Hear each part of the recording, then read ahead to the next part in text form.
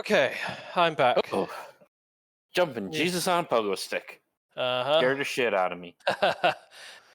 Okay, so I'm just gonna cut out everything before this, Yeah. and we're gonna take it from the top.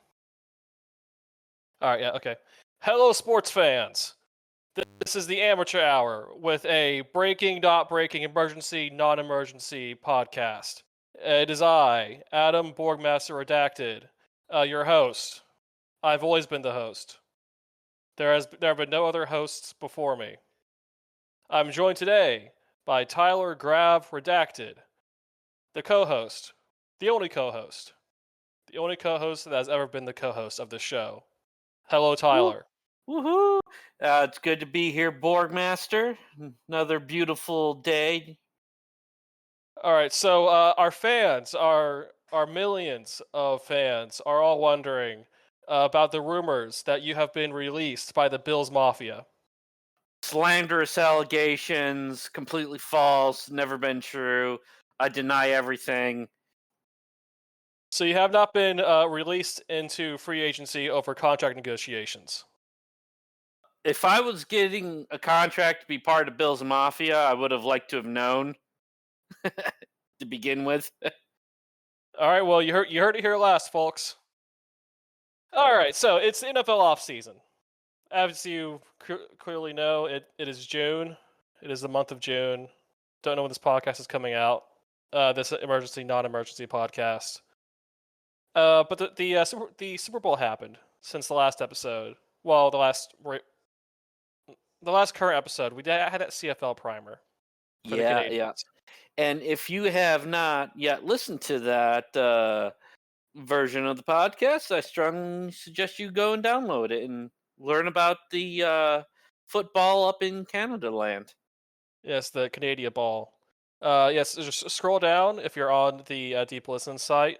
A few entries, it should be there, or if it's an RSS feed, however you have that set up. It happened. It came out. We had the interview. There's a whole lot of Canada involved It was for great. the CFL, but not with the NFL.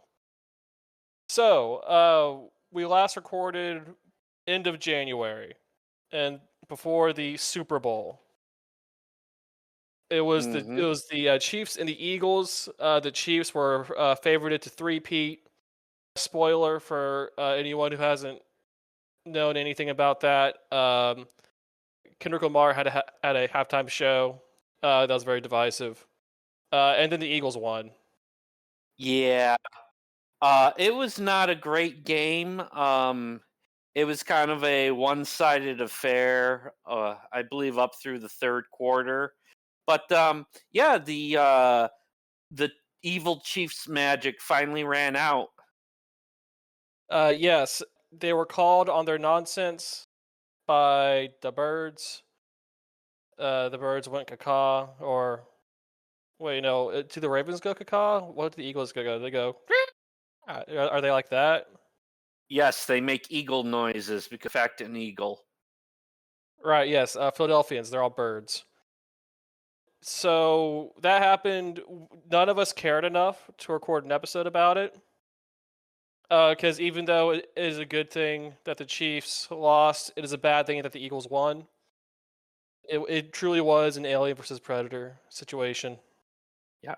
In the end, we all lost. Yes, though Saquon got a ring for doing not very much, which is very funny. Saquon got them to the Super Bowl, and then they just didn't use Saquon. Well, to be fair, I think if anyone survives having to play for the New York Giants, you deserve a ring. That is true. We'll be saying the same thing about Malik Neighbors in a few years. Hopefully not, but yeah, history tends to repeat itself. Yes. So that that goes straight into the post-season content. So Yeah. every off season has a rhythm to it for the National Football League. Usually at the very end of the regular season, you get a whole bunch of coaching firings because the front office waits or ownership waits to until right after they're not in the playoffs to fire their coaches, and then you get all the change ups there, and then after the Super Bowl and before the draft, everyone shuffles their coaching staff and front office. You have free agency that happens where players their contracts end, they go shopping around for new contracts. There's some big changes, small changes, a bunch of shuffling around. Yes. What's the major news from back in February and March? Well, February and March. So let's start with like the coaching and front office changes, like the big headlines from there. There's a lot of coaching changes that happened. We got Uh, new guys, and let's see if I can remember. I think a good place to start there, Borgmaster, is with your Chicago Bears. Ah, I the I, Bears. th- I think they got Oh they yes, they got got the Lions. I keep getting mixed up. He was the OC, right? Yeah, the Lions OC Ben Johnson as yes, their you new are coach. correct. Yep. To replace Eberflus, they have a new OC. They've cleaned out some of the rot there in the coaching because the coaching was horrendous Mm-hmm. last season. But it's a first-time coach, right? I mean, he was the most in-demand first-time coach.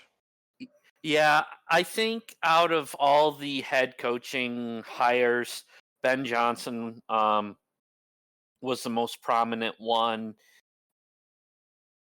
We did in Detroit with head coach Dan Campbell and Jared Goff was pretty remarkable. And yeah, I think he earned this head coaching position. I'm pretty sure Detroit fans aren't thrilled it's with an in-division rival, but that's football. And that is football. The second most in-demand new head coach was Aaron Glenn, the Lions defensive coordinator. So basically, for everyone listening, you have the head coach, and then you have the OC and DC, as they're called, who are calling the offensive and defensive plays during the game. And they're kind of like the second and third most important people on the coaching staff behind the head coach. So Detroit lost the two guys under the head coach who had been making their magic work for the last couple of years, and that has the Lions fans very concerned. And their DC went to the Jets. Aaron Glenn and the Jets. Yeah, it doesn't exactly have a quite as good ring to it as Benny as the Jets, but Yeah. when you fire your previous head coach, I think 4 or 5 games into the season, you're looking for anybody that can fill that role. I thought Aaron Glenn was a sensible hire. I'm surprised the Jets went in that direction. Generally, Borgmaster, when a team fires a head coach, they tend to pull a 180. So if you had like an old school defensive minded, no nonsense type of guy, you go with a forward thinking offensive guru. But in this case, no. Jets fired Salah, who was the A DC former. before head coach, Yep, he was the and is actually DC. DC now. Yeah, Yeah, so a defensive coach with a defensive coach. And Saul has gone to a better place.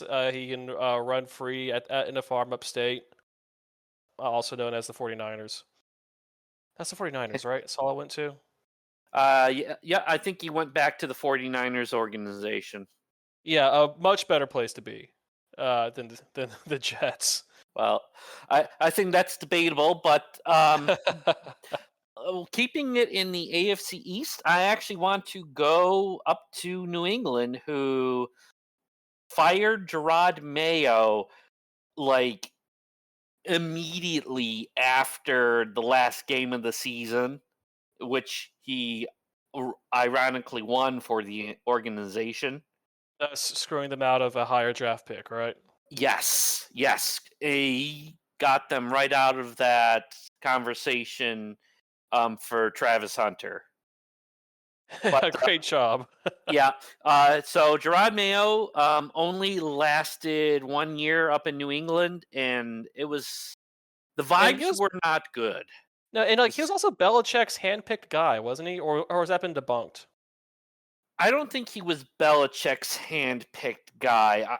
He was Robert Kraft's handpicked guy, Oh. the owner of the New England Patriots, but I really get the impression that he was not ready for the role. There were times in the season where it felt like he threw his players under the bus, and Yeah, he just at, wasn't. at times the Patriots did not look competent, to put it nicely. Getting the plays in on time, clock management. So they relieved him of his duties, and they brought in the other big headline name that was available, head coach Mike Vrabel, formerly of the Tennessee. Oh, you cut out there. Yeah, the former Tennessee Titans head coach, who people have a lot of respect for, but he's from the Belichick coaching tree, so he started his coaching career in the Bill Belichick organization years ago, and they Yep. brought in a new offensive coordinator, Josh McDaniels. So for those of you who don't know, Josh McDaniels kind of has, let's say, a reputation around the NFL. Originally, I can't remember what year it was, but he was going to be the next head coach for the Indianapolis Colts.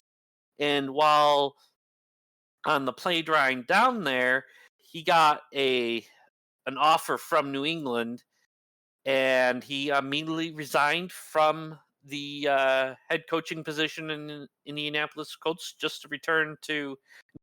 Then after a few years, became the head coach for the Las Vegas Raiders. And that went swimmingly. Uh yes, and when Borgmaster says swimmingly, he means like in a fiery ball of death. Yeah, complete. If you trust the process, dear listener, uh, and you want your team to be cratered so that it can be rebuilt, Josh McDaniels is the man for the job to crater your organization. Yes, he somehow managed to take an organization that was struggling and doing bad, and somehow made it worse. Yeah, and that was as head coach. Now he's back as an offensive coordinator. Because he was Brady's coordinator for years and years Yeah, and yeah. years. So we'll see what he can do with sophomore. Oh, what's his Drake name? May. Drake May. Thank you, Borgmaster. May at times looked like a stereotypical rookie, but I think he's a little bit more athletic than the previous quarterbacks they had, and Bailey Zappi, and Reality is happy. yeah, and I'm trying to Mac Jones. Oh, Mac Jones. Right. Yeah, He was the MILF hunter, wasn't he? Or was that? no, No, no, that no, no. was That was Zach Boyle. Wilson. That was Oh, Zach that's Wilson. Wilson. That was That Zach was Wilson. Yes, Right. Yeah. he was the guy that got called out for being into cougars, and it was his mother's best friend. As you as you do Yeah. apparently. So Right. All those guys I get mixed up. They all played badly for Northeastern teams. They're all the same to me. yeah, yeah. So a couple of other head coaching headlines to be aware, dear listener. Dallas Cowboys fired Mike McCarthy. They finally decided to rip that Band-Aid off and move on from him. McCarthy is also now at a better home, right? He went back to a coordinator job in Minnesota? Or I'm am I not making that sure. up? I It might might I be. might be making that up. Well, thankfully, we live in the information age, so And this is the amateur hour, in case you're just tuning in. yes. So if you're looking for quality NFL content, you're probably better off someplace else. Yeah, this is for gamers. If you are a gamer, this is the NFL podcast to listen to. Your one-stop shop for NFL gaming. Even though we don't play Madden, Yeah, should we play Madden? we might have to start playing Madden. We might have to start playing Madden. We might have to. The cover for this year's Madden was revealed, and that's good cover. Yes, and are you familiar with Madden Curse, Borgmaster? Yeah, but the curse hasn't been a thing for a while. Well, it may just be because it's dormant. So you think Saquon? So dear listener, if you haven't seen it, the Madden cover for this year's Madden is a recreation of Saquon doing his backwards leapfrog over a defender It who was trying to tackle him. the reason why Borgmaster is having such a hard time describing that play is because there's nothing else like it in the history of the NFL. It was incredible. Yeah, maybe like the most incredible running play of all, one of the most incredible running plays of all time. Yes, yes. A few other headlines for head coaching, Borgmaster, and then I say we move on to the draft. Yeah. The woeful Jacksonville Jaguars. Oh yeah, they cleaned house. Yes, They got rid of everyone. they blew it up. Yeah, They blew burned it all up. down. Yeah, they cleaned out the front office. They cleaned out the coaching staff. They brought in a first-time guy by the name of Liam Cohen, Yes, sir. who, sure, we'll see. I guess. I mean, it's like him and the new Cowboys guy, Brian Schottenheimer, are both like, huh, okay. I guess we'll find out. Yes. So part of the rumor mill was for Jacksonville is the GM kind of botched the head coaching. I The mean, head for coaching. years. He had been botching everything for years. Well, Previous. I mean, they took too long to fire Doug Peterson, and they missed out on like the Ben Johnson and like Aaron Glenn giveaway. And then I feel like afterwards, Liam Cohen was the next best option. Right. So they really should have fired their GM like immediately, end of season. Brought in a new GM and then grabbed one of the I guess top 3 head coach picks available. Yeah, yeah. But they didn't. Did they hire Cohen and then fire the GM like 2 days later or something like that? I think you're right. They fired the GM After hiring Cohen, yes. which is ass backwards. Yes, because now you're bringing in a GM who didn't get to pick the head coach. Yeah, so it's yeah, they did it wrong. Yes, That's the only way to describe the Jaguars. They botched they botched it to begin with, and then they did it backwards. Yeah, so and Trevor Lawrence is still there. We'll talk about how the Jags did in the draft. They have players. Yeah, they Did they have anyone to coach and or pay the players? That is the open question with the Jaguars. yeah. So moving on, the last headlines I have are Pete Carroll. Yeah. Yep. He's replacing Antonio Pierce up in Las Vegas. Yeah. Carroll was the previous head coach of the Seattle Seahawks. He also was a longtime head coach at USC for his college career. He's also ancient. He's 74. So like the man should be retired. Actually, he did spend last season not coaching. So he was in forced retirement. And then yes. I guess Tom Brady brought him back out of retirement to lead the Raiders. And oh wait, it's all making sense. Geno Smith is at the Raiders now. It's all I'm piecing it together. Picking what didn't really work in Seattle and be like, you know what? It's better than what we have in Las Vegas, so let's roll with it. Yeah, I mean, if they can get the Raiders to like a 6-7 win team, that'd be an accomplishment.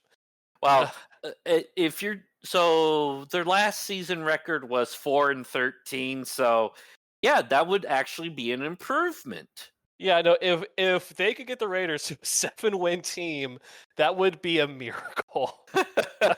Yeah, well, let's get back to average just so we're not actually a playoff contender and we devalue our our draft position.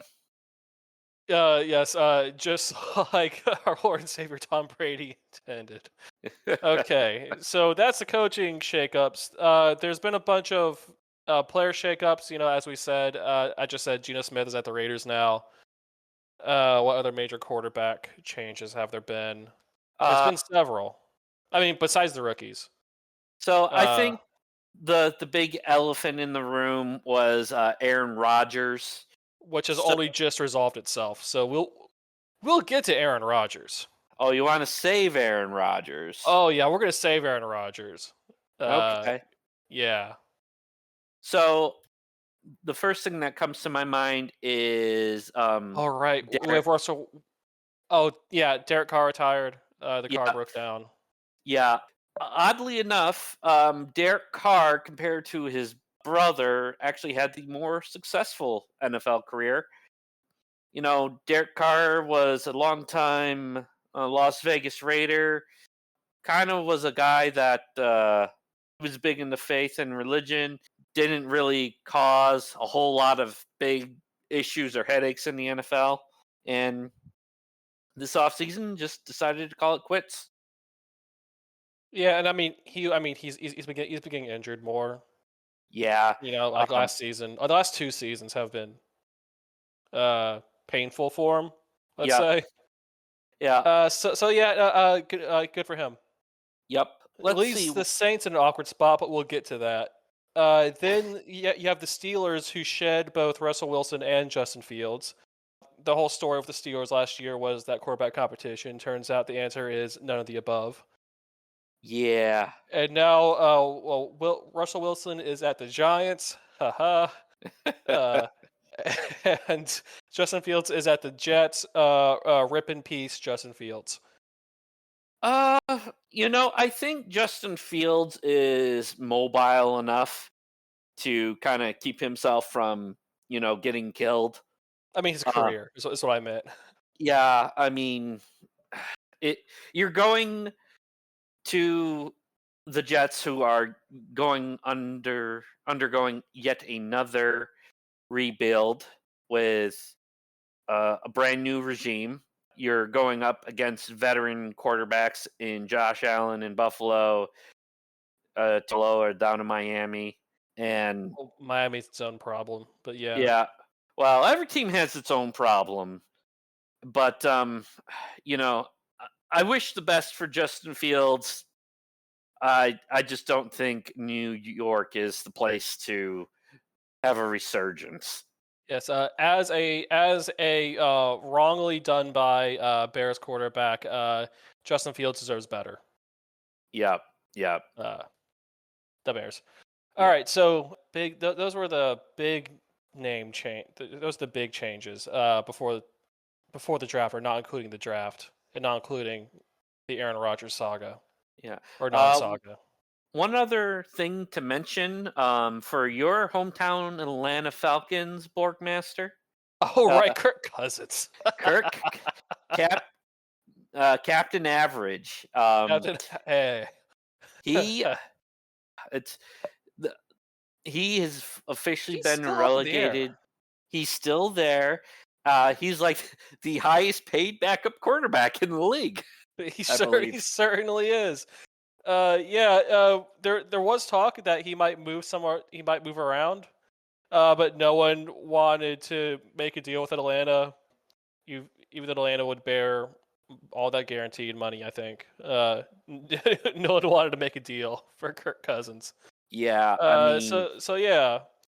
He gets to sit out the rest of his enormous contract. Uh, cool. Yeah. Like in terms of like getting paid, Kirk Cousins is like the most successful quarterback like in the NFL. Kirk Quarter, yes, yeah. The joke's been made, but Kirk Cousins is the Tom Brady of getting paid. Yes. So I mean, good for him. He put his body on the line all those years, and watching Now him he'll be play. a centimillionaire. Yes. Best of luck to Kirk Cousins, backing up Michael Penix Jr. Yeah, big hopes for Penix.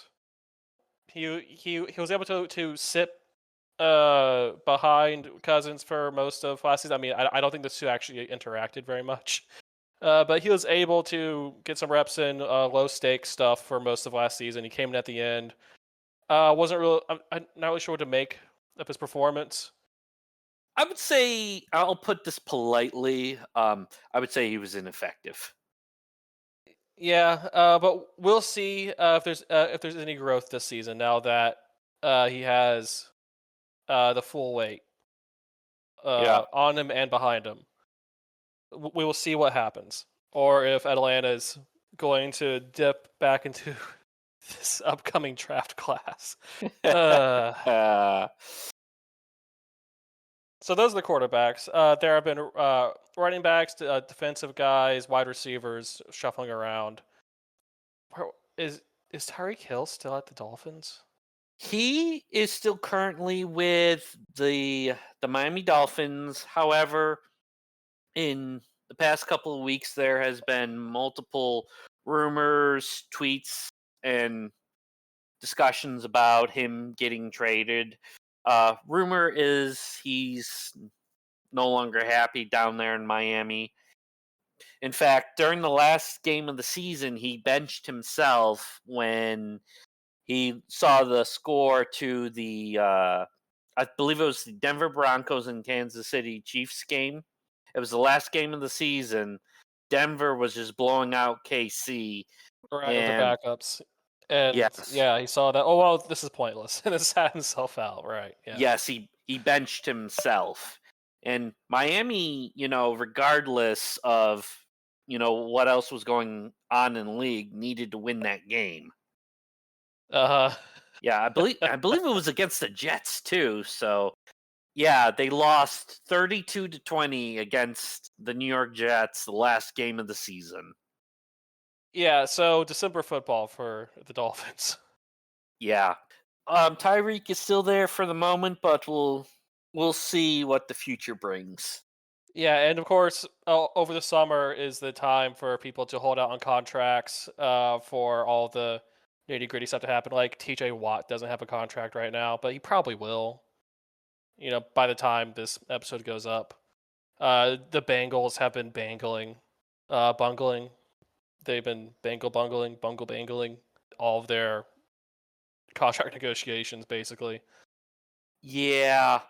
Yeah, so it's a bad time, it's a good time. It was the best of times, it was the worst of times for contract negotiations, as is every offseason.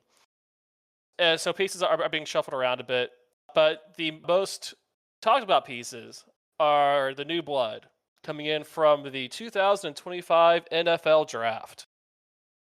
So there's a more juicier headline than the one I'm about to talk about, but I think it's worth bringing up first because he was the first overall pick in the NFL draft. Congratulations to the folks down in Tennessee. You went out and you didn't blow the first pick of the draft. You got your guy in Cam Ward. He was, I would say, definitively the best quarterback in this year's class. And I think he's just kind of like looking at him play. I think he's a huge upgrade over Will Levis. And he's not going to be the type of guy that's going to lateral the football while he's getting tackled to the other team. So, Yeah, yeah. so not passing to other team, a strong qualification for a quarterback. Yes, and it didn't just happen once. It happened like several times. Yeah, Will Levis didn't turn out very well. I mean, he's still there. They're making him the backup Yes. over there in Nashville. So he'll be on the bench in case something happens to their brand new quarterback. Because they drafted Will Levis like, what was it, 2 years ago, 3 years ago? uh, I I think he wasn't he a rookie this past year? No, he was a rookie year before that. I think this was a sophomore or third year, Hmm. 2024. Was it? Yeah, it was either his second or third year last season. I mean, they probably didn't develop him very well, if we're going to be quite honest. But they gave Yes. him a shot in air quotes. Did not pan out, and so he is now their backup Yep. behind their new shiny quarterback, Cam Ward. Wish all the best to Cam Ward. He is very lucky that the media was not paying attention to him and probably won't pay attention to him Well, because in the all, scrutiny isn't there as far as first overall picks go. yeah, I mean, Tennessee had a rough season. They went 3-14. They I weren't mean, they expect. had the first overall draft pick. They had a bad Yeah. season last year. Yes, and thankfully, I think when New England won that game, that's what handed Tennessee Titans the first overall pick. And it dropped New England down to 4, which, Yeah. yeah, that's very funny. Yeah, so this was also so this draft was a big draft for running backs, which not the from a media perspective the sexiest thing to go after. Yeah, because if you want headlines, you want to talk about quarterbacks. But there were plenty of headlines from this draft, Yep. weren't there, Tyler? Yes, and oddly enough, it's the number 2 pick of the draft. So the Cleveland Browns were at the number 2 position, and they traded back with the Jacksonville Jaguars, who got the venerable Travis Hunter. A The best corner in the draft, going to the Jaguars, never to be seen again. Yes. Well, hang on, because Travis Hunter is actually a two-way player. So Oh, not right, only was he right. valued as on PFF as the best corner, but he is also a pretty reliable wide receiver. Now, I don't, and this is just me talking, Borgmaster, but I Uh, don't see him being a two-way player in the NFL. I mean, how many two-way players are there in the NFL? Zero. Yeah, so it's one or the other. What does Jacksonville need? I mean, everything besides everything. You know, do they need a receiver or a corner? Do they know what they need? uh, it was answering that question is like trying to answer what do you fix first on the Titanic as it's sinking. I mean, water is just flowing in all around. Hopefully, Travis Hunter will do his rookie seasons in Jacksonville and then go somewhere better. Hopefully, he finds a better home in a few years. Yeah. And we can say that about most of like the top 10 guys in the draft, for being honest. Like Yeah. like Abdul Carter, the top edge. You know, he went number 3 to the Giants. You have I mean, there's a whole bunch of O line. Everyone built up their O line pretty quickly in the draft. You know, a whole bunch of tackles went. Ashton Genty was the first running back overall to the Raiders, so he can get handoffs from Geno Smith. Yeah. The first receiver was, how do you say that? Tataroa McMillan went 8th overall to the Panthers. Which, if the owner of the Panthers gets out of the way, that team can rebuild. That's a big if. I want That's to a big. believe. my Bears got Colson Loveland as a tight end, the first tight end to go in the draft. How did you feel about that pick, Borgmaster? I Uh, know. they they're giving Caleb Williams so many guys to throw the ball to this season. He better throw the ball to them. And you have like an offensive genius at head coach. Like they, so first of all, last season, they did no development on Caleb Williams. They trained him wrong as a joke. So hopefully they can fix that. This is definitely I can fix him kind of thing going on here. Yeah. If they can unfuck. Oh wait, can I curse? Whatever. If they can undo the damage that was done to Caleb Williams in his development, there are enough pieces around him. Spoiler: later in the draft, the Bears got a new center, which thank God and the Chicago Pope for his intervention. Bear down in the Vatican. Time will tell. Time will tell. So, do we want to get to the NFL draft pick that you really want to get to now? The one that got every NFL YouTuber and media analyst all of their engagement and clicks for the year. That's the one. Yeah, that one. The most hyped fifth round. All right, so in case our listeners don't know, the draft goes in rounds. So each round, every team starts off going once. They can trade. They can swap places. They can do all kinds of weird trade and skullduggery with each other behind the scenes. But they all start off with one pick per round in different orders for 7 rounds. So that's 32 times 7. That's how many guys get drafted. And you want the best guys first. There's a whole lot of gamemanship going on. There's game theory. There's like, okay, well, if this team chooses this, then our team will want to choose this. And what does our team need? What do the teams above us need?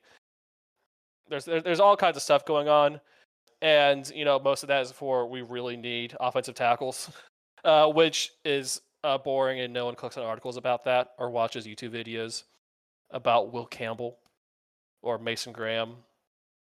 Even though they were top 10 draft picks, because they're going on the line, and then you forget about them. So everyone cares about the quarterbacks, and the most talked about quarterback. Who was the most talked about quarterback going into the draft? Tyler. That would be one Shadur Sanders, the son of legendary Deion Sanders. Coming out of Colorado. Gino probably should have been on this episode. Oh well. Yes, coming out of the Colorado Buffaloes. That's correct. Yep. Yes. Yeah. Coached by Deion Sanders himself. So a nepo quarterback at a chaotic football team. He was early on before the draft thought of as the first overall quarterback to go. But then as time went on, his reputation declined. And we should probably explain the combine, where potential rookie draft picks, guys graduating college or trying to get out of college and into the NFL, go to do tryouts, exercises, and interviews with NFL teams. That's where weird sports nerds will get, oh, well, this guy can run 40 yards in 5.167 seconds. This other guy does it in 5.214 seconds. So this first guy's going to go 10 picks earlier in the draft. You have weird stuff like that from the combine. But for the teams, they get to meet the guys and talk to them and see if they're real, if they want them in their locker rooms. And Shadur Sanders apparently had disastrous interviews Yeah. So what I heard is going into the interviews, I believe it was the New York Giants had a interest in uh, Mr. Shador Sanders, and apparently the interview was so bad that they immediately moved off of Shador and drafted Jackson Dart. Um, And with their Jackson Dart went 25th overall in yes, the draft. yes, Was he the and third quarterback or second quarterback to go? uh, It's the second quarterback to go. yes, Yeah. which you know, I think the number of people that had Jackson Dart going second, um, For the you, quarterbacks. yeah, you probably can count them on one hand, Yeah, but no one saw that coming. so that was one explanation for his decrease in value. Another one was during that combine, they get the quarterbacks out, you kind of just throwing, showing off the arm talent, and him compared to Cam Ward, I think also turned a lot of people off. Um, uh, the the arm talent just he doesn't have the same zip as Cam Ward has on the ball. It's not like lame duck status, but in the modern NFL, you're looking for that Bo Nix, Josh Allen, Patrick Mahomes, where Shador, I think he's going to have troubles fitting those balls like into the tight windows. If he throws down the field, he's going to have to put a lot of air under it to get it down there. But that was another suspected driver for his drop in value. Right. So Shador Sanders, I think in February, around the end of the postseason, it was assumed that he would be the first quarterback and thus the first overall draft pick uh, in the draft. Cam Ward goes first, and then Jackson Dart is the second quarterback to go. Gio's gonna be real mad when he goes through this recording. That's what he gets for having a life. Yes. And then the second round comes around, and I was like, okay, well, okay? So yeah, people were thinking, okay, Sanders could drop to the second round. His reputation has been declining leading up to the draft. Second round comes around. Tyler Shog, Show, however you say that, goes to the Tyler Saints. S. Tyler S. Tyler S. Goes to the Saints, which they need all the help they can get. And then nothing else happens in the second round. And it's like, oh crap, Shooter Sanders has fallen to the third round. So third round comes around. Do you see what I did there? That was unintentional. And I'm just trying to remember here. Oh, and Dylan Gabriel gets well, okay, so the Cleveland Browns trade up to get Dylan Gabriel. Is that what happened? At 94th overall in the third round. Yeah, so Cleveland took another quarterback before they took Sanders. You just spoiled it. You just spoiled it. I was telling the story, Tyler. Oh. Well, you were taking too long. Well, fine. Okay. so the Browns get Dylan Gabriel, in the third round. Everyone's like, who the hell is Dylan Gabriel? Fourth round comes around, still no Sanders, and then it's like, what the fuck is going on here? Yeah. The entire internet, Donald Trump said something about it, right? Like that's Yeah. so that's how much was being talked about. Like everyone had an opinion. Yeah, Mel Kiper, who is I'll use the word prominent NFL analyst, was losing his mind. Yeah, no, even people who did not, you, the listener, who do not follow football, probably didn't hear about it because you're a pro gamer. But most people heard about it and like was saying something about it. It was the news, right? Like in general, the news for like a day or two. Like that's how shocking that was. So then, uh, the fifth round comes around, and finally, where is that pick at in here? At That's 140. 144 overall. The Browns trade up a couple of spots, like one or two spots, Yep. in order to pick him at 144. And there's been a whole lot of everything about this, right? He was supposed to have been first overall. He goes in the fifth round, right? There are several quarterbacks that go above him that people do not know who they are. Do any quarterbacks go after him? Or two, right? Uh, if they did, they were just, backup positions. Yeah. Oh, Cam Miller to the Raiders, and that might be it.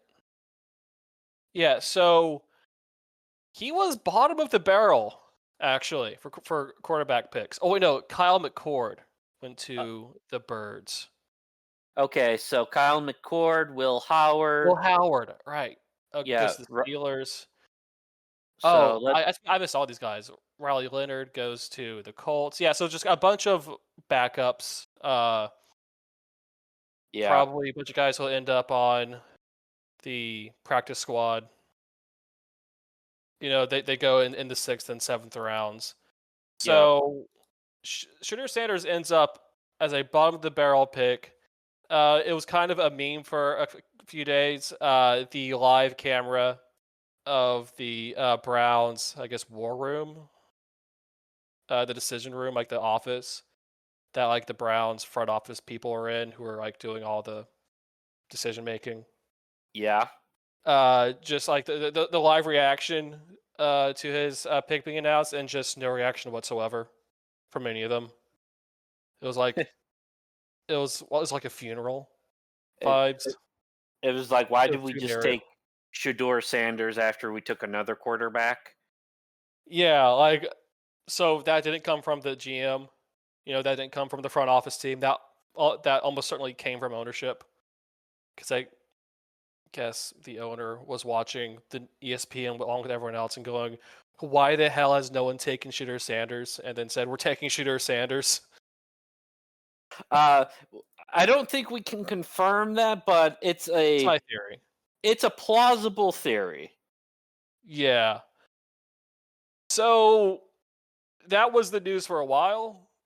I think is the consensus for like why things went so disastrously with Shitter's interviews is that Dion just taught him wrong how to deal with teams. Yeah, I mean, Because Dion famously is like the 1989 draft or 88 draft. He was going to be one of the top picks, and he went into that combine or in those interviews with swagger, like the most swagger people had seen at the time for a draft prospect. And so he probably taught his son to do the same thing. yeah, I Uh, mean, I don't want to speculate, but I mean, even before, those interviews, you were just, if you watched him and how he talked with the media, he he definitely came off as being arrogant, to put it nicely. And I think at the end of the day, you had a guy where he had a questionable personality, and he didn't have the physical attributes that would like make NFL ownership be like, okay, he has character problems, but the on-field talent is there, so we're going to take a risk on him. yeah, I mean, like Jerry Jones didn't want him, and that says Well, I mean, he has Dak Prescott, which, if Gino was here, he would say he definitely should have drafted Shador Sanders, but that's an argument for another time. But what I'm getting at, Borgmaster, is I don't think Sanders has, he doesn't have like Lamar Jackson elusiveness. He doesn't have, the processing of Patrick Mahomes. He doesn't have, whatever it is that Josh Allen or Joe Burrow has. He, to me, Would you say that he is irrelevant? Is he I the would new Mr. Irrelevant? no, no, no. Mr. Irrelevant's reserved for the very last The very pi last guy. drafted in the NFL. Oh, Which okay. Shador wasn't, but I look at Shador Sanders and I don't know if he does anything better than any NFL quarterback. He doesn't look overly elusive in the pocket. I think I would put him like maybe below Tua Tagovailoa, if I'm being honest. That's quite some honesty right there. To top it off, is he's in like a 5-way quarterback Oh, battle up in so we're Cleveland. so we're doing that. We're getting into the Cleveland Brown notes. Oh, did you want to keep going on Shador Sanders? No, there's nothing else to say about the draft really. After that, I guess it was a very running back and line heavy draft. Yeah, Not a lot of news there. Best of luck to Cam Ward.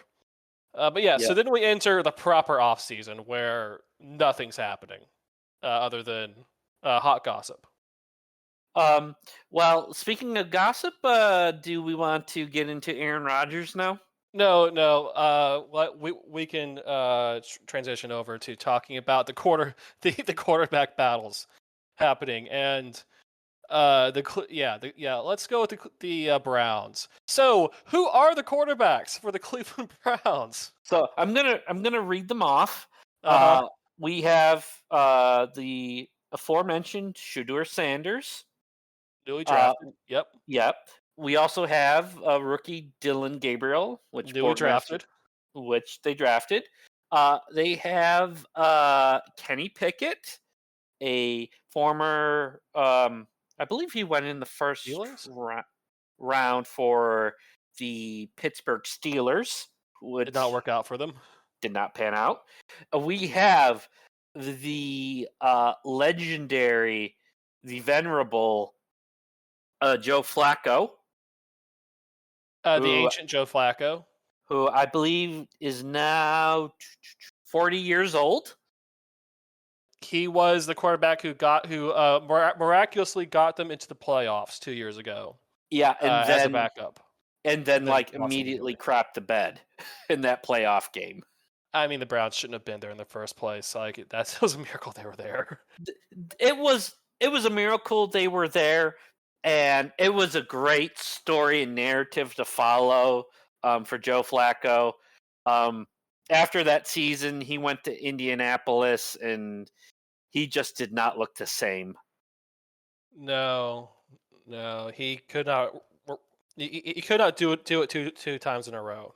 Yeah, and finally we have the ever controversial Deshaun Watson. So Deshaun Watson is officially speaking like supposed to be the starting quarterback for the Browns. I mean, he's been supposed to have been that for the last few years now. He's been injured, mired in controversy. Probably should be behind bars. Neither here nor there. Actually, well, that is here and there because when he was injured last season, he was booed off the field by Cleveland fans.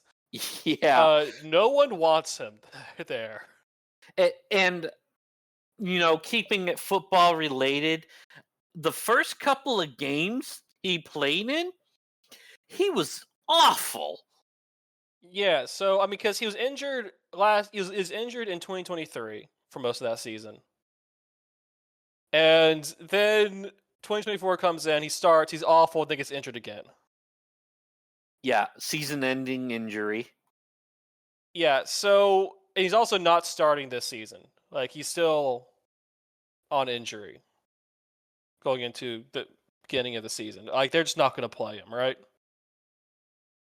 I'm trying to confirm that right now. I kind of missed a couple of Cleveland Brown headlines. Oh, Sean Watson's wedding gets memed. Oh, apparently he got married as well. Oh, uh, well, she knows what she's getting into. Yeah, we'll chalk that up to poor life choices. Uh, I'm pretty sure he's not starting for them. so I'm not even sure if he'll be back for 2025. Like he's just gone all season. Hang on. So, so just doing a quick Google search, it doesn't sound like he's expected to play in the 2025 season. So last update I'm seeing is back on April 17th. Yeah, I think he's still questionable for 2025. Take this with a grain of salt, dear listener. I'm doing the best I can with my Google searches, but Borgmaster, I don't think we'll be seeing him in 2025. I mean, if the Browns front office have their heads like even an inch, like if there's even an inch of their heads that's not up their own asses in the Browns front office, they're not gonna play Deshaun Watson. They're just gonna eat the money, and that's a lot of money to eat. But they need to just eat that money and move on. Yeah, I mean, kind of back when he was going through the heat of his controversy, they stuck with him. And even when Joe Flacco was there and he was lighting things up, they went with Deshaun Watson. They let Joe Flacco go to the Indianapolis Colts. So that might have changed. They might be, sick of his nonsense at this point, but They certainly are. they're paying him So much money. so much money, and NFL owners and GMs really hate to look incompetent. If they don't start him, it just makes them look all the more worse. But if they do start him, they'll still look worse. Well, They'll look worse no matter what. I mean, it's a situation you're damned if you do, you're damned if you don't. If you start him, the only thing it proves is you're too stubborn to, come off your priors. It's an open question what's going to happen with Deshaun Watson, but there's still 4 guys there in camp this summer. Yeah, and you're not going to have 5 quarterbacks on your 52-man roster. no, you're not. But I believe how it works is Deshaun Watson will go on the PUP list for the NFL. And Unplayable. physically unable to perform. Physically able to perform. Okay. Yeah, it's it's like a roster designation. It's player can't practice, can't participate in training camp. They're not counted against the 53-man roster. 3-man. Okay. Yep. So then their options are Joe Flacco, who's ancient. Yep. Kenny Pickett, who's Kenny Pickett. And then 2 rookies. Yeah. Neither of whom are first-round rookies.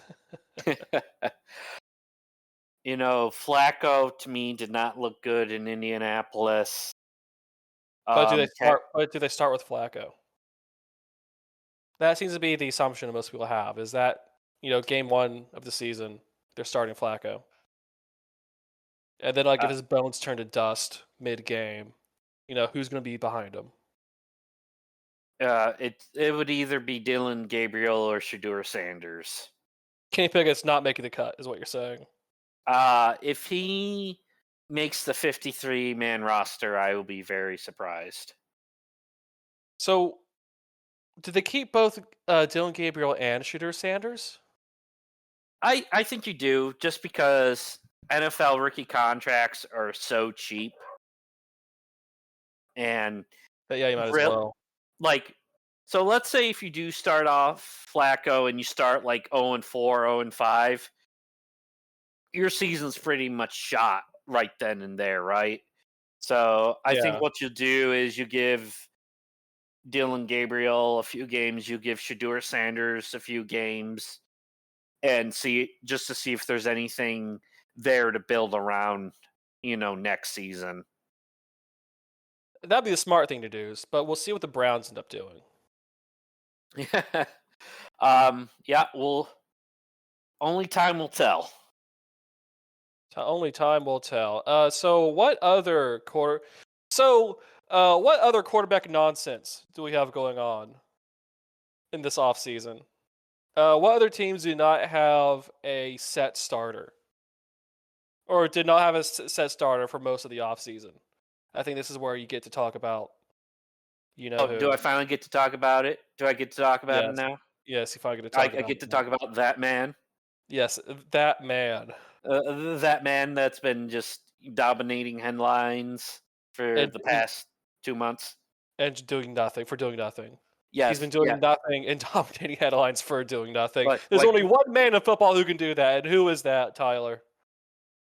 Borgmaster is referring to the incomparable Aaron Rodgers. Yes, the Aaron Rodgers of exactly one Super Bowl win fame.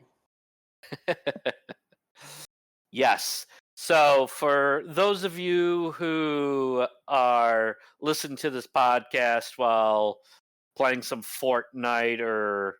No one was playing Fortnite while listening to this. They're all playing some weird pervert deck building game. You know who you are. Really? Fortnite's not a thing anymore? No, it is, but it's for the kids, and this is for, Oh. If there are any kids listening to this, I apologize. Yes. Turn off the podcast immediately. But anyways, where was I going with this?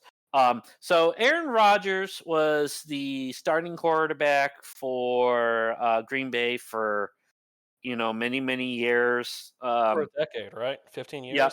14 years?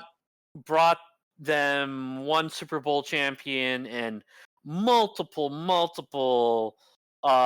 winning seasons. A lot of heartbreaks in the playoffs. But for the longest time, he was right up there with talks of Tom Brady and Peyton Manning. He was in that top tier quarterback discussion. And when a QB kind of comes to the end of his career, teams will allow their longtime quarterback to leave for their final pasture with another team. Aaron Rodgers went to the New York Jets, and the whole story there was he was going to turn the organization around, maybe even lead them into the promised land that is the NFL playoffs. And instead, what had happened was I think 2023, he is what it was ACL. Yeah, it was a comedy of errors is the best way to describe it. Sixth snap of the game was the first snap of the season. It was 2023. It was the first game of the season. It was the fourth snap. His Achilles just separated in half. Yes. Keely just be like, you know what? We're getting hit by a 300-pound man, and you're like 40, You're so 38 years old. I'm just going to like dismiss my ghost and snap in half. And that was 2023. That was the last season. There was a carousel of backups. It was very funny for the Uh, to watch the Jets. yeah. So Zach Wilson, the former first overall pick for the Jets, kind of comes in, does his best to do damage control, and he actually leads them to a respectable 7-10 season. Like, but I thought Uh, like Boyle got in there too, and yes, I know a Boyle bunch of did. guys. Yes, but I think it was primarily Zach Wilson.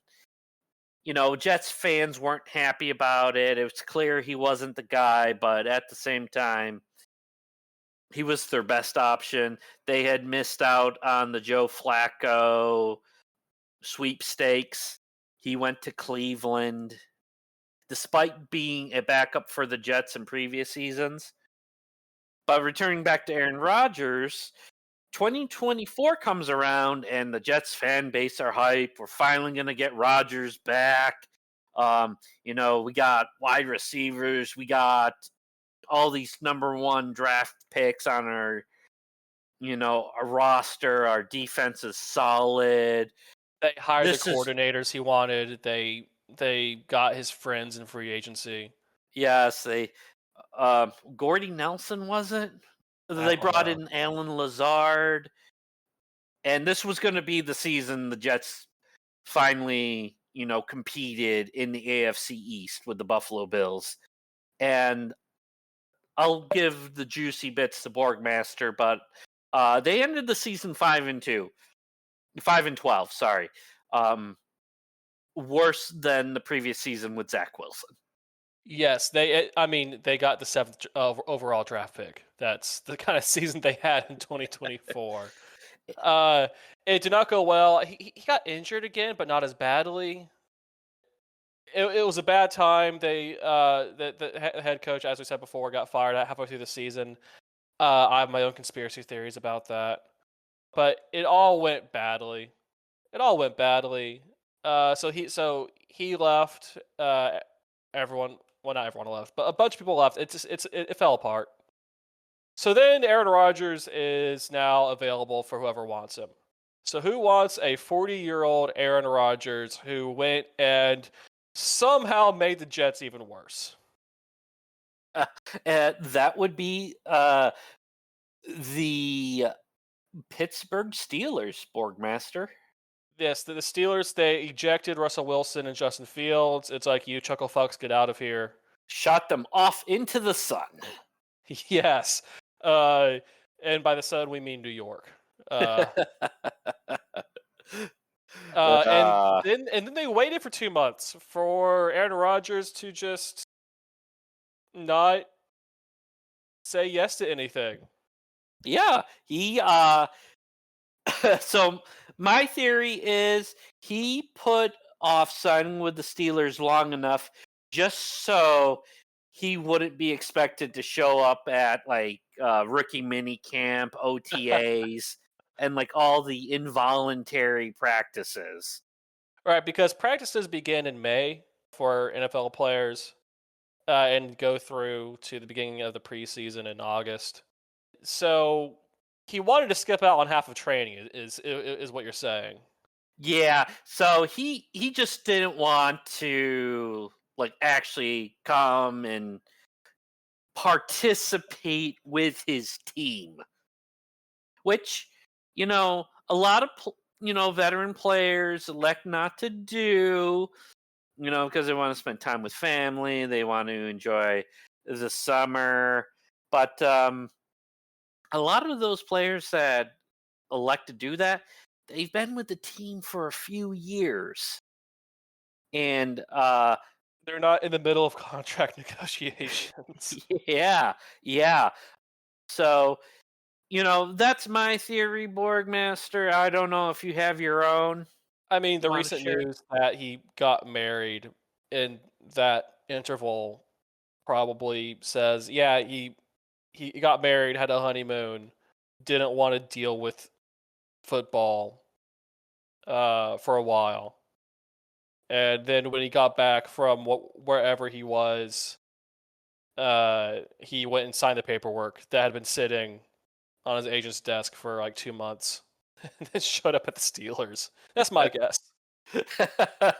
Well, I reject reality and I substitute yours. I mean, anyone's conspiracy theory is as good as anyone else's. It might have been the aliens. He had to escape the aliens who wanted to gigavax him. Oh, Who hold on. knows? Oh,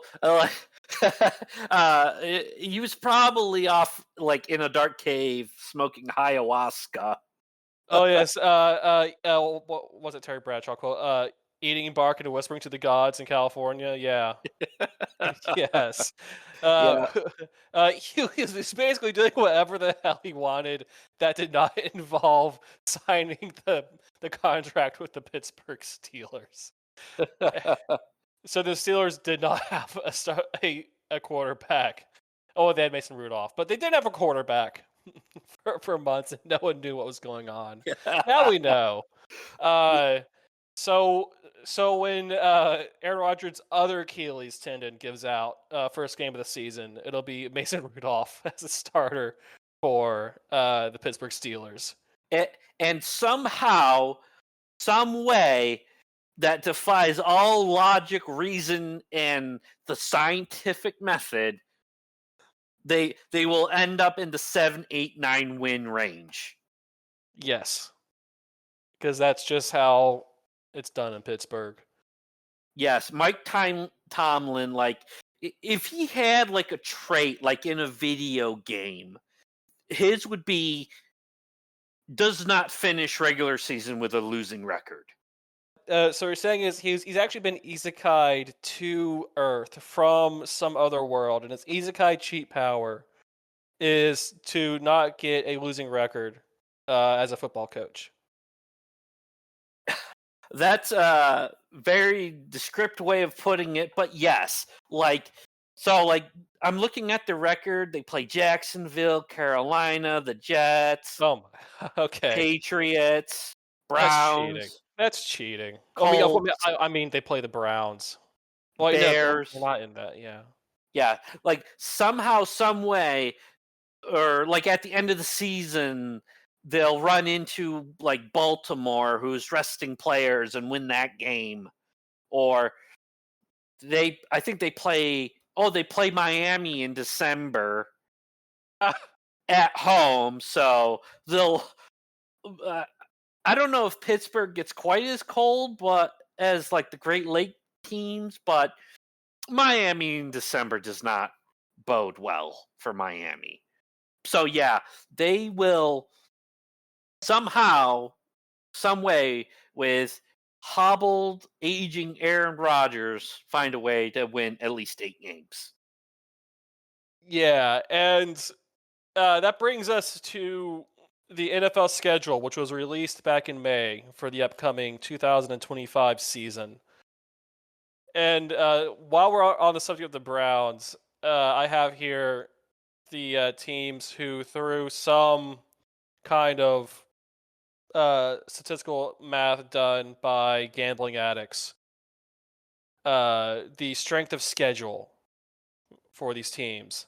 This is basically looking at who they're playing, how good those teams have been, how good those teams are projected to be, how good this team is projected to be, and like who has the most difficult schedule, who has the easiest schedule.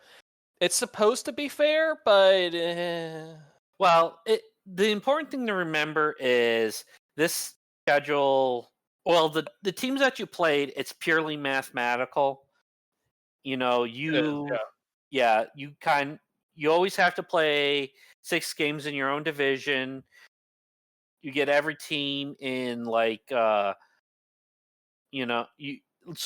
you're the first, if you finished first in the division, you have to play the other number ones in your conference.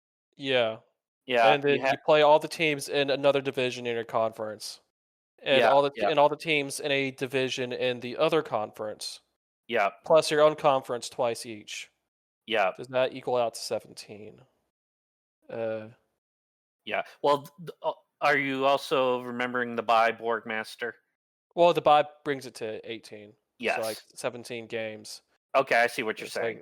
like 6 plus 3. It's 9 plus 8. That's yeah. So that's 17 games. So yeah. So there is some deterministic stuff behind it. So I guess life's not fair, kid. Uh, It's really not. which is why the team that mathematically speaking, according to the gambling addicts, has the hardest schedule in the upcoming season. It really is too bad Gino's not here because it is the New York Giants. Oh wait, no, we skipped over the Giants quarterback room. Did we want to talk about the Giants quarterback room? I mean, it's pretty funny. Maybe we'll next podcast when Gino's back, We'll we'll go into talk about that the rest of segment. the Russ zone. Okay, Yeah, yeah, we'll make it up to Gino by having a New York Giants special half-hour segment. there we go. Okay, well they have the hardest schedule next year mathematically, followed by the Browns because life truly is not fair. Yeah, and just a caveat to the listener: if you go out and do your own searches, the list you see might be a little bit different.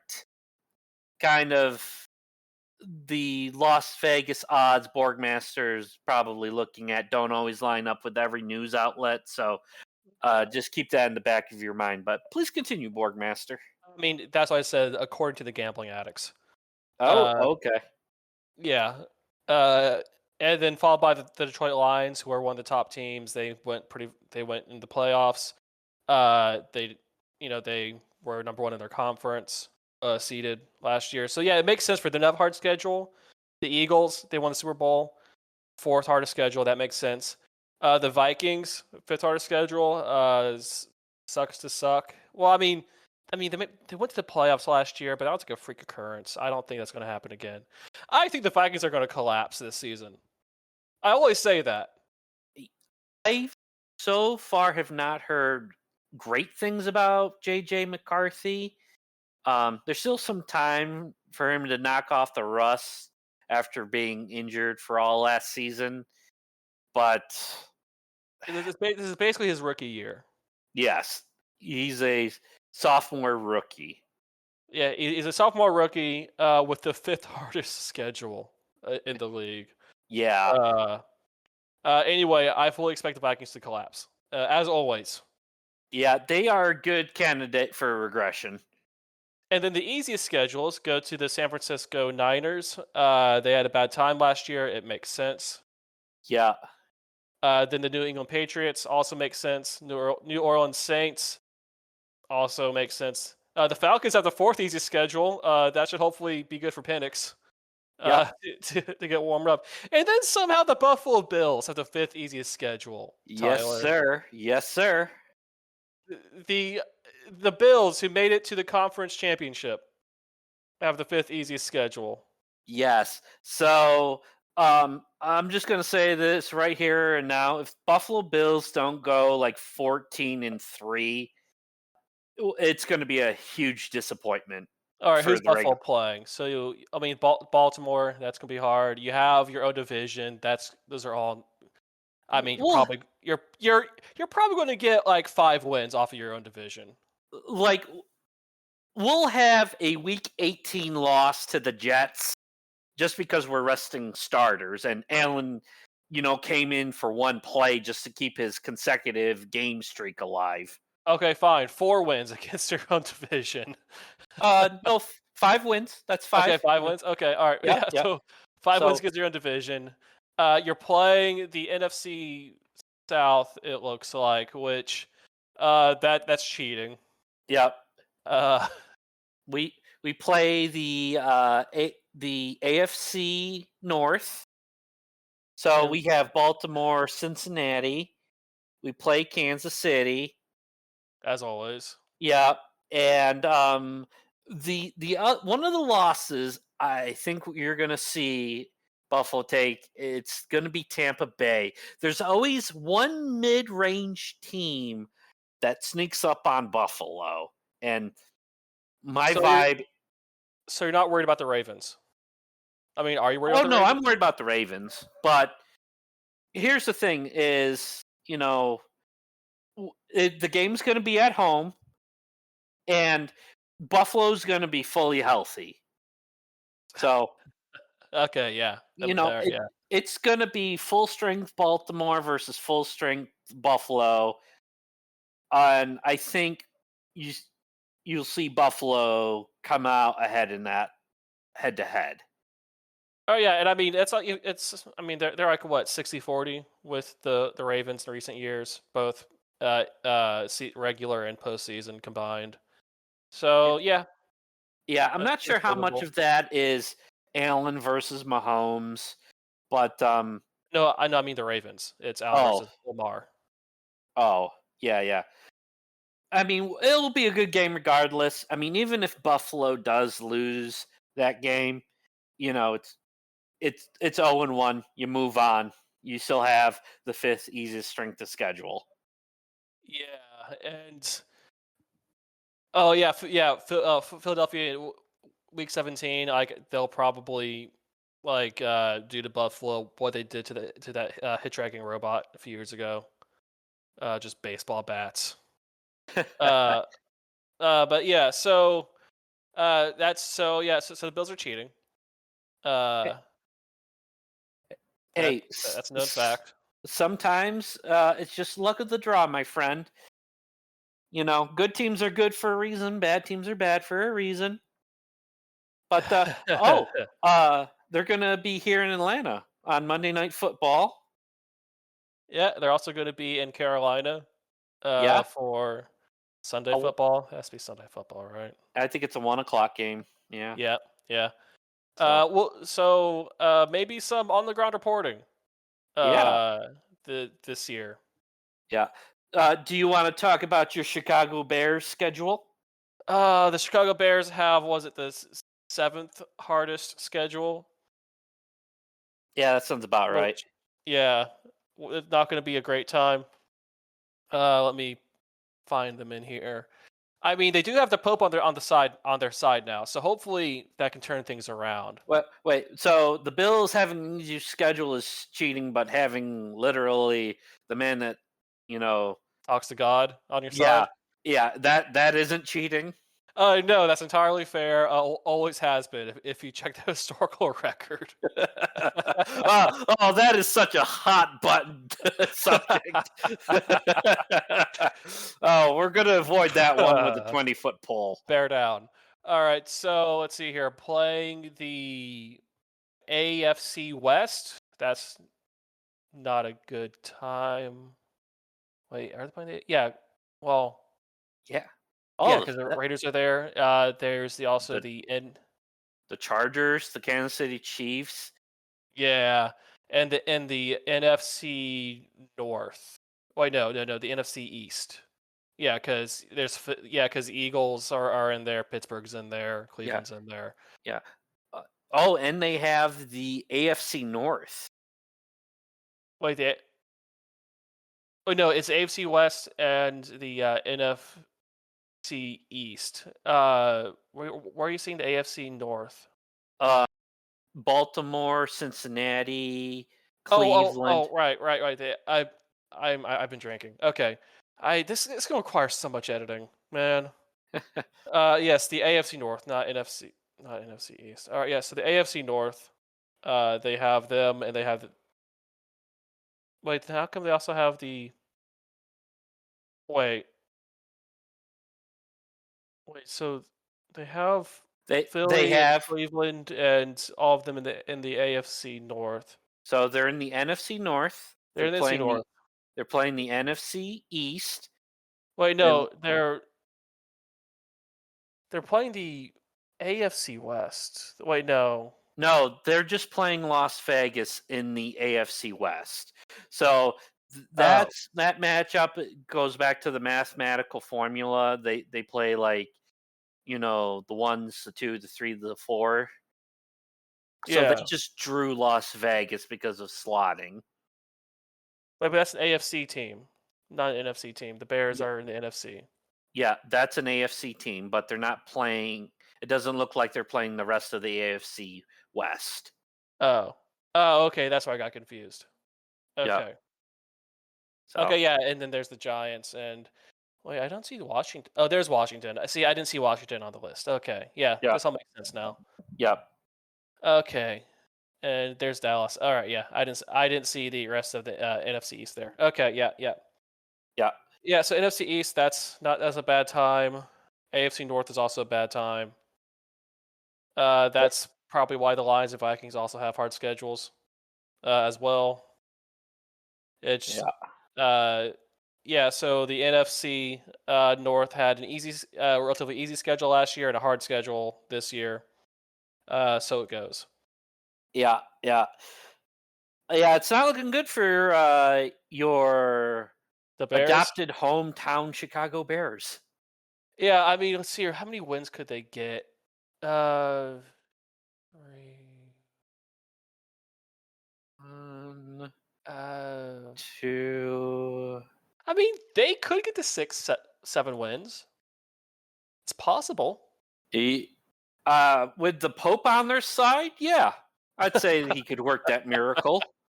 I mean, what you have like the Giants, you have the Saints, you have Vegas, you have the Browns. They It have depends San on if Francisco.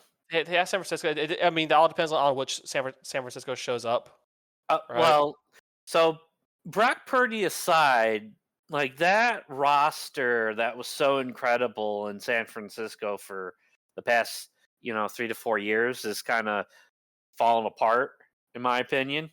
And the Bears could probably get 1 or 2 wins off of their own division. Mm, eh, I could see them beating Minnesota. I could see them maybe taking a game off of Green Bay. Yeah, so 1 or 2 wins off of their own division. Yeah, So they get to 6 or 7 wins. It's it, possible. it's possible. Anything's possible. Yeah, I mean, what if Dallas collapses? There's a win right there. What if the Pope shows up and just What if the starts Pope playing shows up? quarterback for the Chicago Bears? What if the Pope shows up and like blesses the football at the beginning of the game? what if the Pope goes in at halftime to play quarterback? Like, what do you do if you're like playing defense on the other end? Like, do you risk eternal damnation by tackling His Excellency the Holy Roman Pope? The Holy Roman Emperor and Yeah, Pope. yeah. Uh, Thank you for the correction. I mean, what do you do in that scenario? well, I mean, Leo the 14th is more of a baseball guy than a football guy. It seems like. Okay, yeah, he does. He has shown up with a Chicago White Sox hat. Yeah, so I think the most he would do is like give a blessing. oh, oh man. Maybe it's a good thing Gino isn't here tonight. Yeah. So yeah, it's not gonna be a great time, but if things start to come together for the Bears, they could pull off an average season maybe, and and just miss the playoffs.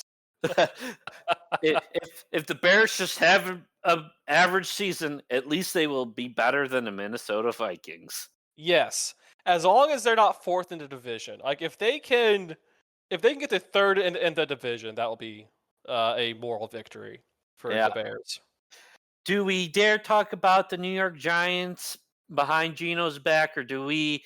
I mean, you just said earlier that we were gonna save that because there's all kinds of joking to do about that quarterback room, Well, but Gino needs to be here for that. that was specifically in reference to the Giants quarterback room, but yeah, I can see your argument. We'll allow him to talk about his own team's schedule for the upcoming season. Yes. So the schedule's out. Everyone's in camp. There's contract shenanigans. The Bengals are they do not want to retain talent. I think Joe Burrow forced them to retain their star wide receivers and pay them. That's Ah, that's what the talk is. yeah. So, dear listener, listen to my voice right now. If there's one team that you bother to put down whatever weeb shit game you're playing and watch the Cincinnati Bengals. Because what you will see is a team that has done the pro gamer move of min maxing your stats. Like they put everything into offense and nothing into defense. So they're a glass cannon DPS, is what you're saying. What's something more fragile than glass? I think that's the terminology, though. Yes, but it's an insult to glass. But anyways, like you will see a team that their entire strategy is we must score on every drive because our defense is made out of paper mache. They need to Um, score 40 points a game because the other team is going to score 40 points on them. yes, like they are currently alienating They're the few alienating. the few good defensive players they actually have. They let several others walk. They invested very little into the defensive side of the ball, all to keep Joe Burrow's two most prominent wide receiving options. Yeah, so I mean, they're probably going to try to not. I mean, the talk is that they were going into the offseason planning to not pay anyone anything, because the Bengals. They, But then, like Joe Burrow personally made them pay his wide receivers. It's I, like, no, you keep these two guys. These are the only guys on offense with me. It's just the three of us out on the field. I don't know if that's true, but that's certainly plausible with what they did. But Cincinnati Bengals is a team you're going to want to watch for better or for worse. Yeah, just the most contract drama with their star defensive player, Hendrickson. Hendrickson? Yeah. Yeah. The most contract drama possible. I mean, they're even having contract drama with their rookie that they drafted to replace Trey Hendrickson. Yeah. So they're trying to put something into his contract that says if he gets injured and is unable to play, they get to void the entire year. Yeah, which that's not cool. That's also penny pinching because it's a rookie contract.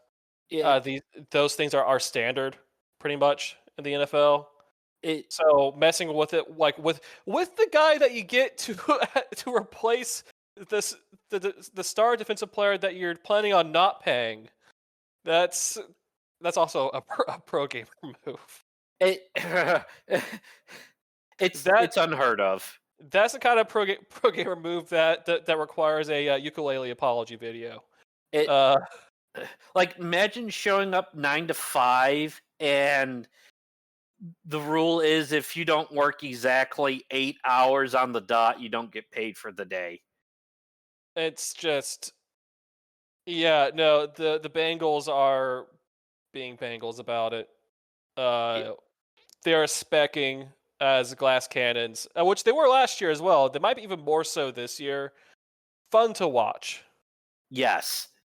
Oh, right up until like let's see here, who are they playing? I mean, they're starting with the Browns and the Jags, the Vikings. Their first real game is against the Broncos. So, and then it's just all pain from there. Yeah. Yeah. Are they playing Philly next year? Cincinnati. Uh, they play Does it? Baltimore. Oh yeah, okay, yeah, they play Baltimore. Well, yeah, of course they play. Yeah. Yeah, They play Baltimore twice. They yeah, play no Buffalo shit. once. They play They play Detroit week 5. That's not gonna be fun for them. Yeah, because yeah. We will see who can achieve fourth place in the AFC North. It's going to be a competition between the Bengals and the Browns for who can get last place in that division. It's a tank off. A tank off. It's a tank competition. No. It's a tank bowl.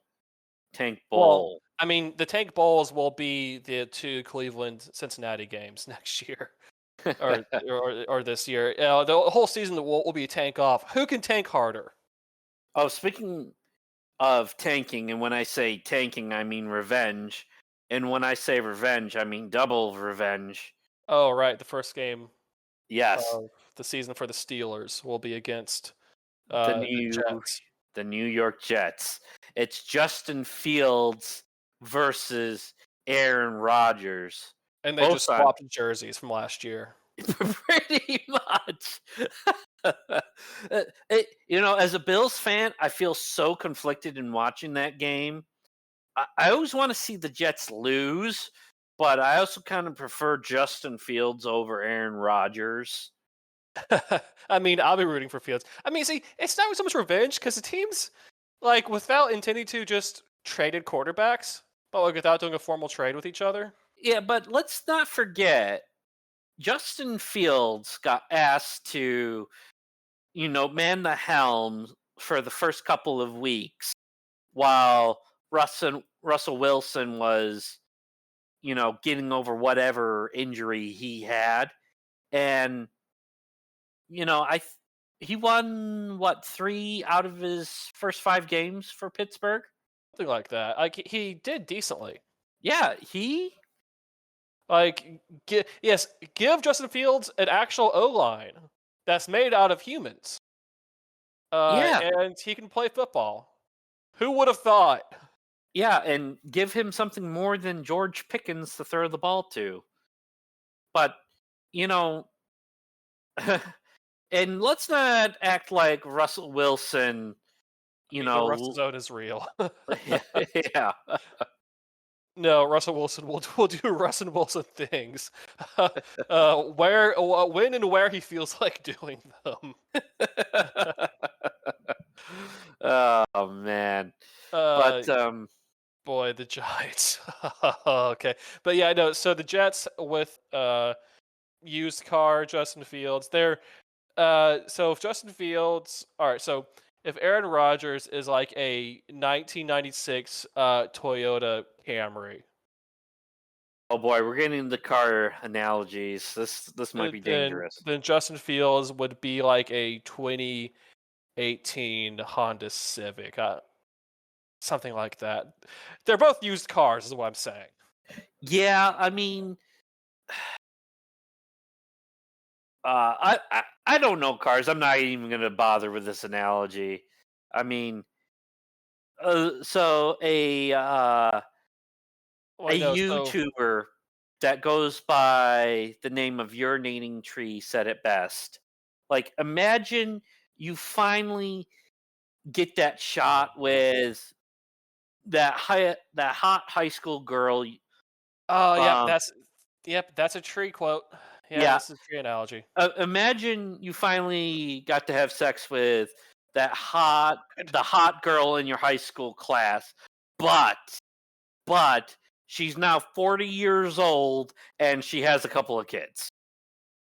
I mean, if you're Zach Wilson, that's a win. Yeah. I don't see the problem with that. Great follow-up joke. Neither one of us is young, man. That's no. Okay. All right. So, yeah. So, okay. No, it's more like you have like a 1991. Are we talking about Russell Wilson or Aaron Rodgers here? Aaron Rodgers, like an old sports car is what you have, right? Yeah. Yes. Versus like a 2020 Honda Civic. But the sports car is falling apart. Yeah, like the upkeep hasn't been good on Yeah. like. It I'm was trying sitting in to. some dude's barn that was falling apart in upstate New York. He never put a cover on it. You had freaking mice building houses in the, like in the cushions. Yeah, so it's like a 1988 Porsche, right? Okay, we'll go with that.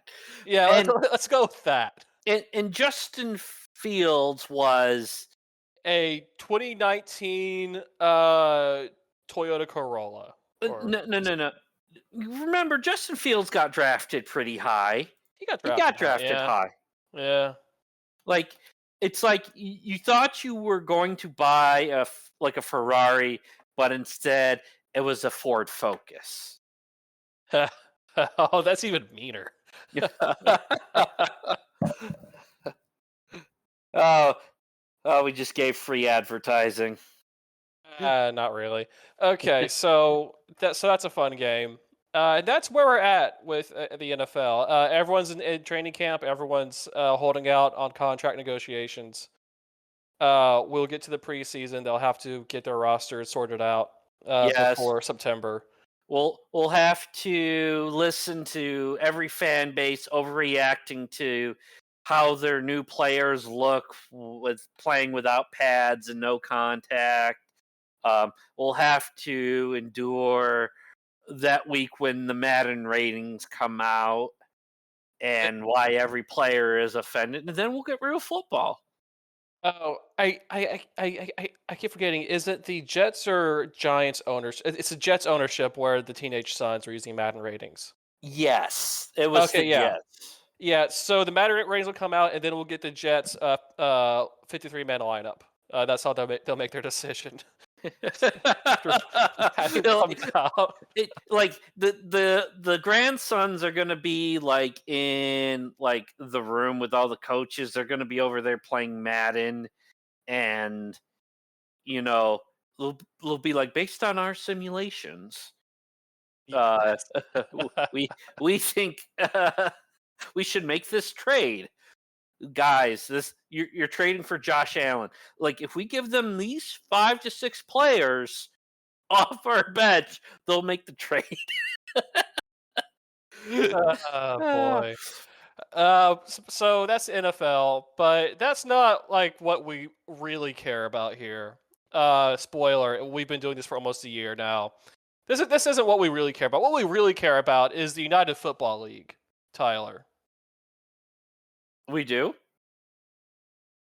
We do, right? We do. We do. Yes, we do. We do. We Uh, do. the United Football League, the spring league football in the United States of America, happens from March to June. We're actually recording this a few days before the final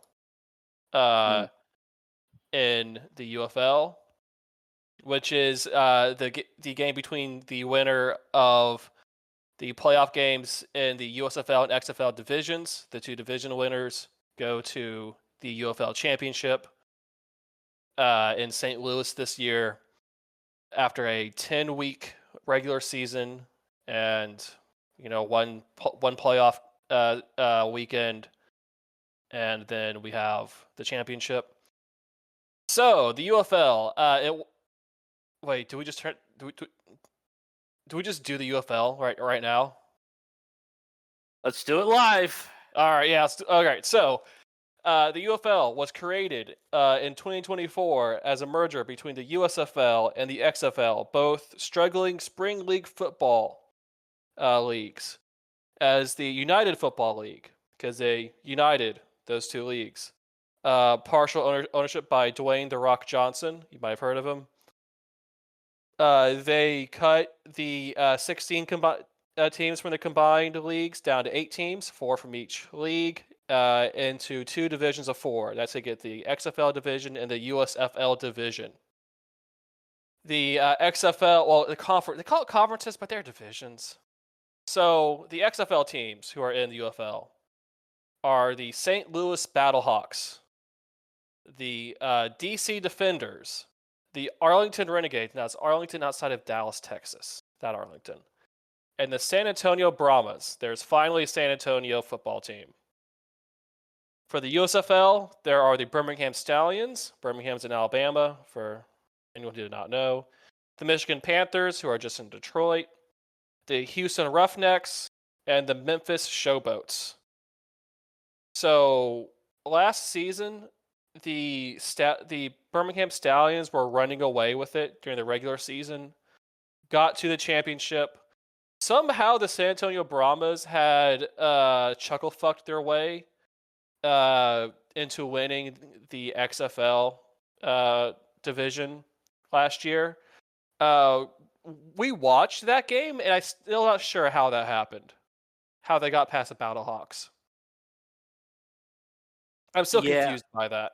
Yeah, I don't remember much of that game, but I think the Battlehawks could just not get out of their own way that game. Yeah, so the Brahmas did not deserve to be the championship game last year, and they they won. Right. They won, right? No, didn't Birmingham win? Oh, yeah. Hold on.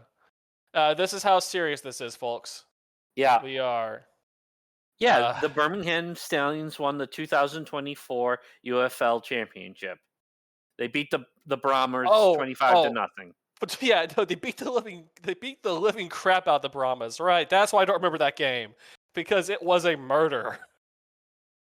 They murdered the Brahmas, who did not deserve to be there, winning the first ever UFL championship. And the Stallions had also won the previous year's USFL championship. So they were, they had dominated.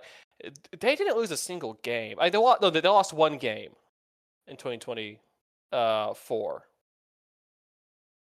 So they were doing very well, which is why a lot of their talent was poached by the NFL for their practice squads. The absence of their quarterback, Adrian Martinez, from this 2025 season has been noticeable. Yeah. Let's keep going with the rest of the teams, though. We'll come back to Birmingham. Okay, we'll come back to Birmingham. So we go into this year. There's no draft or anything, right? Because this is spring league. These are guys who could not get into the NFL or were bounced out of the NFL. Both in the players and coaching, as the Wade Phillips experience in San Antonio can speak to. Borgmaster, I think you've left out 75% of the USFL teams. One of the USFL teams, no, I mentioned them. We have the Michigan Panthers. That's where Jake Bates came from. He carried them into the postseason through just 60-yard field goals every week. Yep, found a job with the Detroit Lions kicking in Ford Field. Yeah, well, kicking still in Ford Field because the Panthers are based in Ford Field. It's very convenient that way. Yeah. He's like the 10th best kicker in the NFL last season. He's doing pretty well, I would think. The Memphis Showboats have never mattered. The Houston Roughnecks have never mattered. They didn't matter last year. They don't matter this year. There's two teams in the USFL division. It's the Stallions and the Panthers. They were the ones who went to the playoff game last year. They're the ones who went to the playoff game this year. That's what that conference is. I mean, if we look at the season standings for 2025, the USFL division, the Stallions were 9-1, right? They were 7-3. Wait, I'm looking at last year. Damn. Last year they were 9-1. This year they were 7-3, so regression. The Panthers were 6-4. Yeah. Oh, okay. The Roughnecks went 5-5. I forgot that they'd improved because I never watched a Roughnecks game this year. Showboats 2-8. So, and last year, the Roughnecks and Showboats were really bad, really, really bad. Mm-hmm. This year they got slightly better. The two top teams got closer to the center, but still the Stallions and Panthers than everyone else. Yeah. And then for the XFL, that's where things have been spicy. The Battlehawks are the best team this year. They were the best team last year as well in terms of wins. This year, Yeah. 8 wins. Last year, 7 wins. Although I would say going into the playoffs, I thought they were the weakest team, and it's all because of the quarterback position. Oh, right, because their quarterback got injured Yeah, mid-season. so kind of coming into the season, the St. Louis Battlehawks was supposed to be I can never remember his name. Me neither. Hang on. Manny Wilkins. Wilkins, yeah. Yeah. So he was going to be, the mobile quarterback that could move around in the pocket, complete deep passes, and he was able to do that right up until the point he got injured.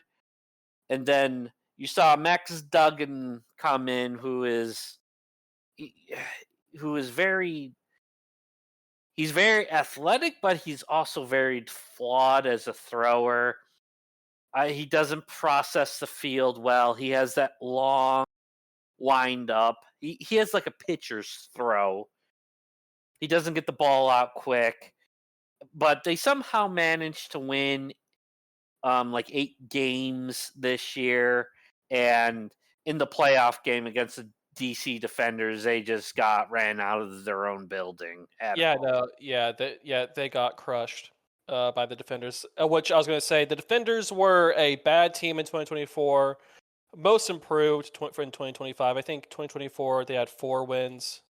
This year they have 6 wins, but that was good enough to get them into the playoffs because the Brahmas cratered in 2025. The San Antonio Brahmas went 1-9 this year, which sucks to suck, I guess. Yeah. Another key thing to note about the DC Defenders is quarterback Jordan Tayamu, who has just been having a killer season. Right.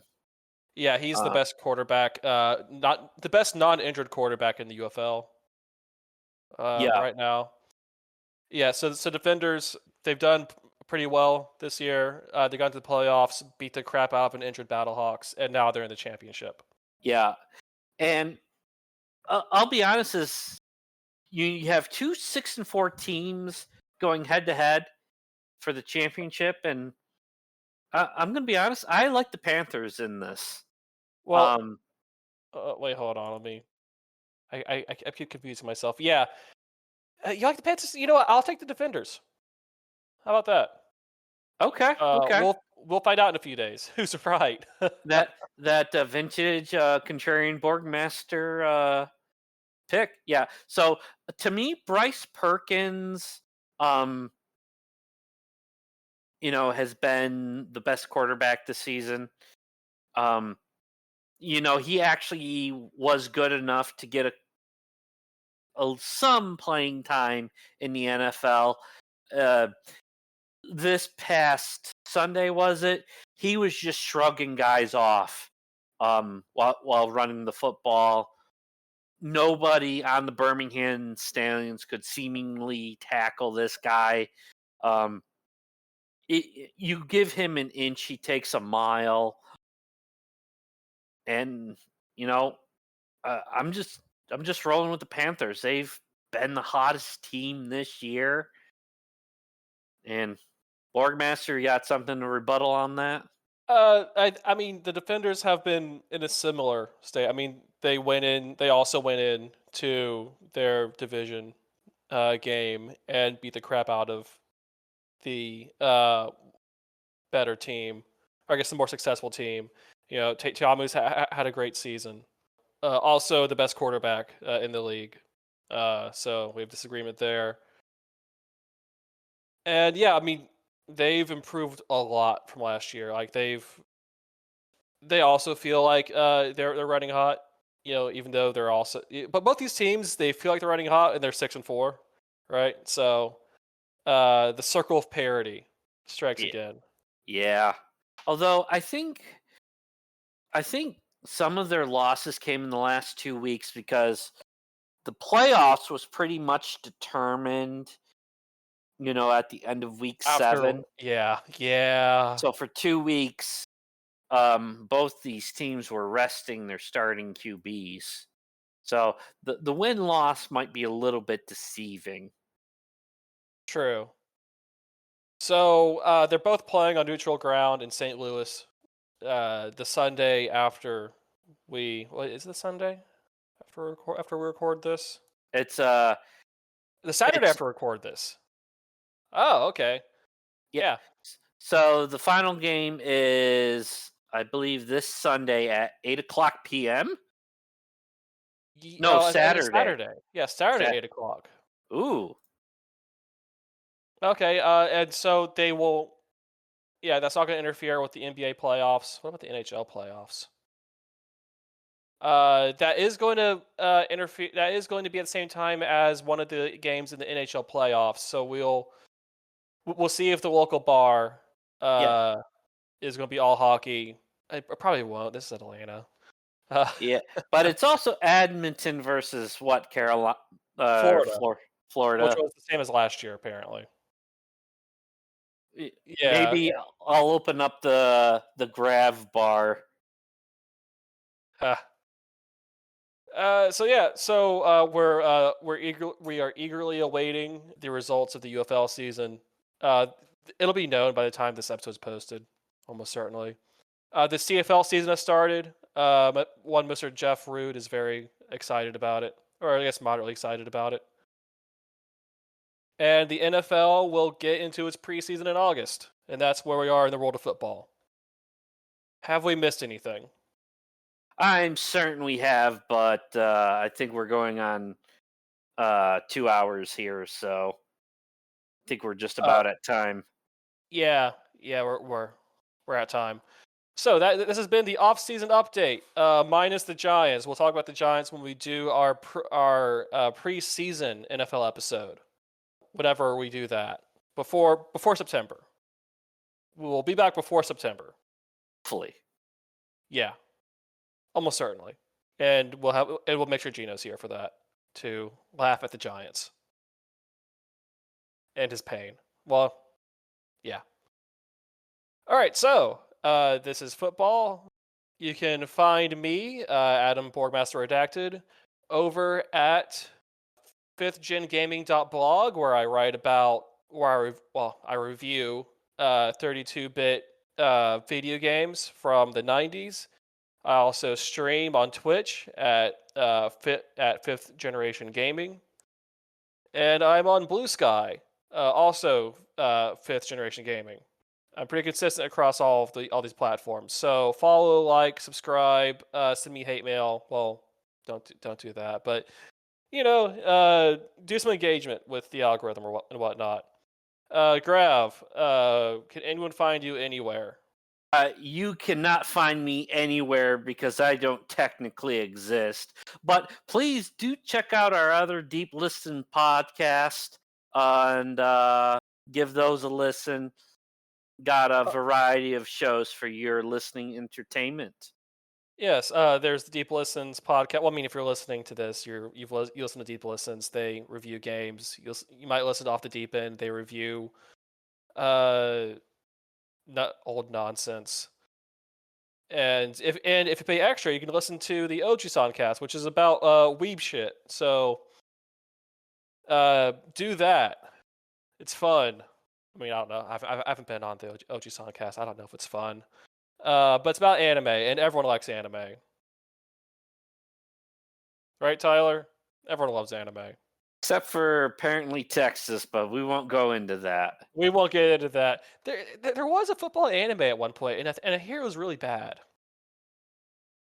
It sounds like a subject of discussion for next time when Gino's here. Yes.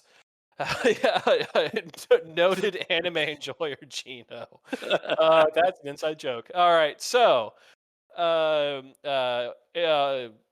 a just go live your life. All right. Yeah, Look, I'll do that. I mean, to the listener, just go live your life. I'm not your dad. I can't tell you what to do. Listen to more podcasts from the Deep Listens Network. But after you listen to our podcast, leave a comment and rate it. Yeah, Rating's a thing, right? are we on any platforms that have ratings? I have no idea how any of this works. All right, anyway, bye. Bye.